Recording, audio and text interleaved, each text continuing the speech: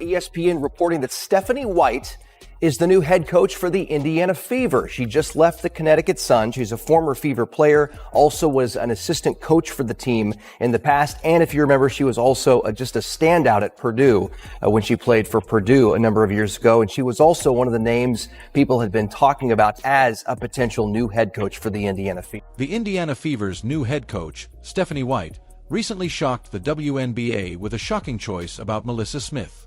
It was long overdue, let's face it. We saw nothing from the players that are free agents, like Kelsey Mitchell, Erica Wheeler and stuff. But there is one player that we're like, oh, will she even be on the team next year? Posting positively about Stephanie White being hired, and that is NaLyssa Smith. Because Caitlin Clark entered the Fever like a firestorm, as everyone is aware, in essence, pulling the whole squad into the spotlight and inspiring optimism among supporters for a postseason run. Make no mistake, Caitlin Clark is doing things beyond her years. However, in spite of Clark's transformative performances and an endless supply of highlight reels, even yet, they failed to qualify for the playoffs. Oh, be clear, that failure had nothing to do with Clark's absurdly extraordinary talent and everything related to some of her teammates who appear to more dedicated to playing invisible defense than making a meaningful contribution to the team. I think she's been terrible for a lot of the season. I'm not going to knock NaLyssa Smith as a person, but Dejanay Carrington straight away, free her. Like, she tweets out, players were watching their effort deteriorate more quickly than a lead balloon, coasting and accepting no responsibility. However, Stephanie White eventually arrived and made the decision that she wasn't there to watch over mediocrity. She glanced at NaLyssa Smith's performance, unconcerned, uninspired, and just unimpressive, and concluded that enough was enough. She was not going to let players who couldn't keep up waste Clark's hard work. NaLyssa Smith has publicly said farewell. Because Stephanie White is a businesswoman with a laser-like concentration on winning and is a no-nonsense leader who knows exactly what she wants. Knowing you will be shown the door if you don't put up your best effort, if you don't bring your full. You might as well start packing your bags if you're at your best every single day. She wanted women to have as many opportunities as men, and if it wasn't for her and it wasn't for the way she fought for women's athletics, I'm not sure I would have had that opportunity at Iowa. White did not take on the role of firefighter or babysitter. She arrived with a team motivated by unwavering purpose, a crystal clear vision, unrelenting vigor, and a strong will to succeed. Does your game exhibit instability or inconsistency? Indeed. She won't put up with it for even a moment. And don't even consider using talent as a cover. She is not going to be persuaded by a showy highlight reel. White established the standard so high that it is absurd to even consider taking shortcuts. For her, the Fever's success depends on a complete, all-hands-on-deck devotion rather than on individual stars or spectacular moments. To the game, if you don't live up to her expectations, you could be a superstar who makes headlines and stuffs statistics. You're out of unity, discipline, and focus. There are no exceptions. Resilience, diligence, and a team-first mindset are the unchangeable cornerstones of White culture. Additionally, if you believe that she is here to indulge or extend forgiveness, players who don't put in their best effort should reconsider. We saw nothing from the players that are free agents, like Kelsey Mitchell, Erica Wheeler and stuff. But there is one player that we're like, oh, will she even be on the team next year? Posting positively about Stephanie White being hired, and that is NaLyssa Smith. This leads us to NaLyssa Smith, who was regarded as one of the Fever's brightest young stars not too long ago. However, let's just say that her trajectory took a major turn for the worse over this past season. You can learn everything you need to know from the statistics. Smith was once an important player, but now he's a big question mark. Her impact vanished, her score plummeted, and she became a shell of the force she had once promised to be. The coaching staff was also aware of this train crash. She would show a glimpse of her former genius during one game. She would be completely irrelevant the next time. It was similar to tossing a coin to determine which version of Smith would appear. And they were left dangling when the Fever needed consistent, game-changing contributions. Let's discuss a liability. Things in her arsenal. What she is bad at, shooting, takes her 17 seconds to wind up into a jump shot. She is not very good at, well, it's not even her fault necessarily. What's the real deal? observing all that untapped potential being squandered. Smith offers all the tangible gifts you could possibly want. She has demonstrated moments of being a dependable presence in the paint, is athletic, and can control the boards. The problem is that potential is meaningless if you are unable to maintain focus and provide steady energy.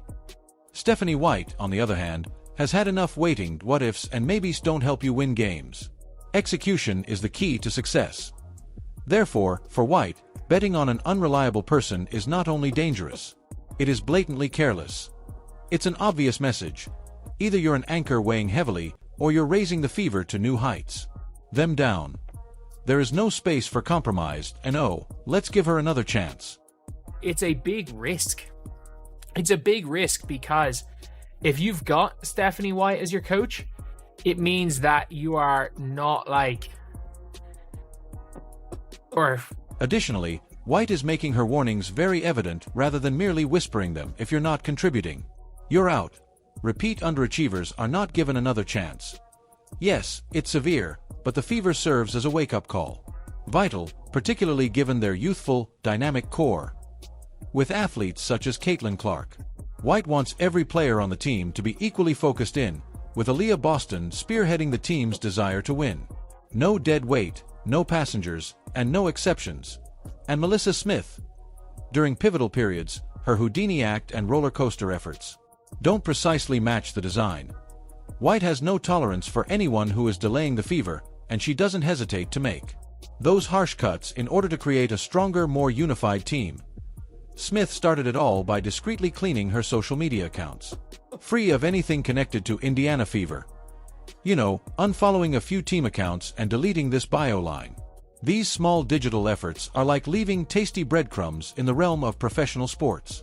For the ravenous fan base, and the only thing is that teams don't have to overpay for Satu Sabali because she's because of the whole 2026 thing where it's basically a great reset. Like bloodhounds, the Fever faithful were on it right away, picking up on the drama. The speculation skyrocketed. Was Smith eager to get away? Was the fever over for her? It was the buzz of the town, igniting several sports-related arguments. Fan forums and blogs. Smith's internet activity had skyrocketed by the end of that crazy week in July 2024. Fans were analyzing every post, retweet, and emoji as if they were hints in some sort of mini-crisis. Murder mystery with a basketball theme. Unfortunately, though, the story didn't end with a few tweets on Instagram. Smith's posts become even more full of annoyance and what appeared to be passive-aggressive remarks. It resembled a soap opera on social media. Opera that directly contradicts what Stephanie White was attempting to teach. Harmony, optimism, as well as forward motion. Then, in early August of 2024, the mic drop moment occurred. Smith wrote on social media about feeling stuck, and it went viral, garnering thousands of likes as well as an equal number of perplexed and shocked responses. It was the least subtle, "I'm unhappy" post I've ever seen. It doesn't feel like a player is embracing White's idea of emotional stability and happy collaboration. Rather, it was a blinking red neon sign that said, "I'm checked out." And it was observed. It was yet another serious warning sign for a tough coach like White. So the Dejanay Carrington NaLyssa Smith situation has just made kind of everything messy when it comes to discourse between the Fever. Enter the TikTok video that elevated the circus to a full-fledged drama just when you thought it couldn't get any more juicy. Scandal. Deon Carrington, NaLyssa's lover, gained prominence in late September after sharing a video that stunned people. Eyebrows fall to the ceiling. The video, a recreation of that infamous eye poke incident from the Fever's series in the postseason against the Connecticut Sun. Yes, the one where Deon's long nails unintentionally hurt Caitlin Clark, the golden child of the franchise. They were laughing and making jokes, with Carrington jokingly disputing. Smith laughed along as if it were the funniest thing ever, regardless of any wrongdoing. Fans and commentators, not very amused. Making fun of Caitlin Clark's injury, even in jest, was like adding gasoline to the fire because she is essentially the Fever's crown jewel. It was insulting, tasteless, and a slap in the face of the entire Fever organization. Although the crew remained mute in public, you could tell that a storm was building behind the scenes. You've got Dejanay, who is a shitster. There's no other way to say this, and that's where the issue is. However, the drama was not limited to the virtual world. It leaked directly into the locker room, transforming what ought to have been a place of concentration and friendship into a complete nightmare. NaLyssa Smith's connection to Dion Carrington was no longer merely tabloid material. It was now a living, breathing diversion for the entire Fever squad. Rumors of tension were circulating by early September, and by October, they could not be disregarded. This clip is going viral of WNBA couple Dijon Carrington and NaLyssa Smith. Their romantic relationship started in 2020 at Baylor University when Dijon was a senior and NaLyssa was in junior. The atmosphere in the dressing room changed significantly. What was once a place of solidarity and resolve is now seemed to be a minefield. Suddenly, teammates were steering clear of discussions, being cautious not to take sides or say something that might cause additional controversy. It was unpleasant, awkward, and, to be honest, the kind of poisonous mess that no team that is aiming for success should have to cope. Okay, Lance said, good, she don't belong on the team anyway. She didn't contribute, just loving her on her girl. And the hits continued. NaLyssa Smith's increasing disengagement from the squad was obvious. She was frequently seen glued to her phone, emotionally and physically detached from group activities, and it seemed like her interest.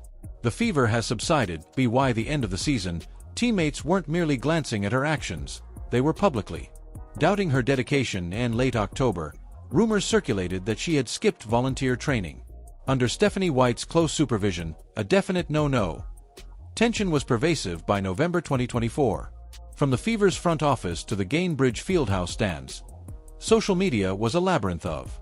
The group was under tremendous pressure from irate supporters who demanded change. The Fever were a team full of tremendous potential, but personal drama was taking center stage and, let's face it, driving the entire franchise to a tipping point. Everyone is waiting to see what happens next, and it's safe to assume that the Fever will have to make some significant choices. Create